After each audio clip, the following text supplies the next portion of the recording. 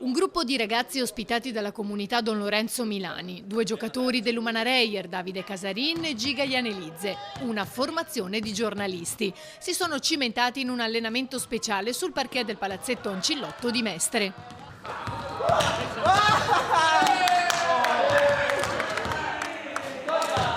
Si tratta di una delle iniziative nell'ambito del progetto cui aderisce l'Umana Reyer One Team, programma di responsabilità sociale di impresa voluto da Eurolega, che coinvolge in questo caso i minori senza più una casa e spesso né famiglia, ospitati dalla comunità. Ogni venerdì ci troviamo con i ragazzi dell'istituto qui per aiutarli, per giocare con loro, passare un'ora di divertimento ed è una cosa bellissima. Sono onorato di essere l'ambassador di questa organizzazione ed è davvero bello passare del tempo con questi ragazzi per farli divertire e stare insieme a loro quest'oretta. Si divertono, non pensano a niente, è un'ora veramente di divertimento sia per loro ma anche per noi. Oggi c'è il nostro compagno Ianelizze e mi ha detto che si è divertito più di quando ci alleniamo noi, quindi è come un'ora di svago, un'ora di divertimento, un'ora di staccare la testa, staccare la spina e divertirci con questi ragazzi magnifici. Sfruttare le skills del basket per insegnare qualcosa che poi vale anche per la vita di tutti i giorni. Sono dei ragazzi che comunque vengono da diverse realtà,